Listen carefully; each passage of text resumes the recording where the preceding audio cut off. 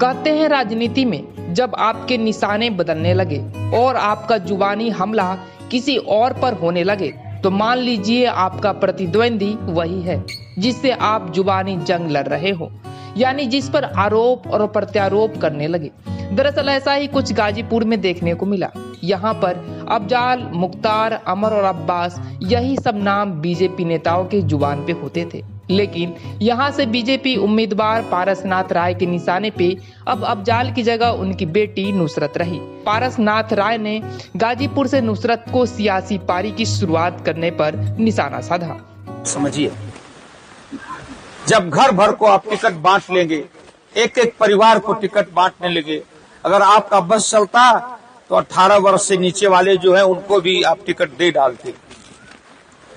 अरे विशाल हृदय करिए ना, पूरे प्रदेश के सारे लोगों का अपना परिवार समझिए।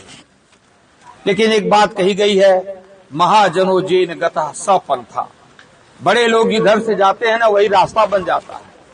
तो उन्हीं के पार्टी के प्रत्याशी हैं श्रीमान अफजाल अंसारी जी। वो सांसद तो बसपा के हैं लेकिन प्रत्याशी सपा से हो गए हैं। 4 बार विधायक रहे हैं, पहली बार कम्युनिस्ट पार्टी से अन्य पार्टियों से, 2 बार सांसद भी रह चुके। इतने लंबे कार्यकाल में उनको कोई कार्यकर्ता पार्टी का नजर नहीं आया, न कोई रिश्तेदार नजर में आया, न कोई अपने साथ काम करने वाला नजर नहीं आया। अब नजर आ रही हैं तो 3 बेटियां नजर आ रही हैं। इससे ऊपर कब आप उठेंगे? इस परिवारवाद से इस देश का गला कब तक छूटेगा? ये बात मेरे भी मन में आ रही थी। अभी मेरे मित्रों ने भी याद दिलाई इस बात की। अचानक याद आ गया कि वो भी तो वही काम कर रहे हैं।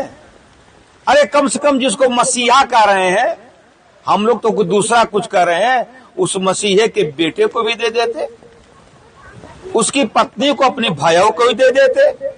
लेकिन आपको तो केवल अपनी बेटी नजर आ रही है, अपनी बेटी नजर आ रही है।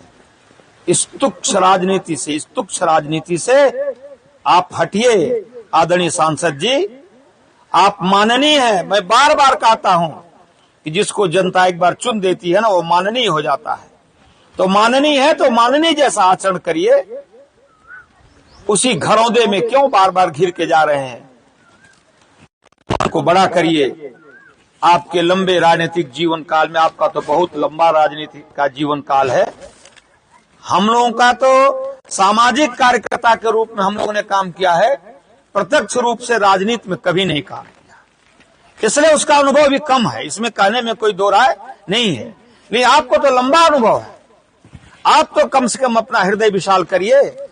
अपने ही मित्रों में से, अपने ही साथियों में से, इतने लंबे संघर्ष में जो आपके साथी रहे हैं, उन्हीं में से किसी को प्रत्याशी बना दीजिए।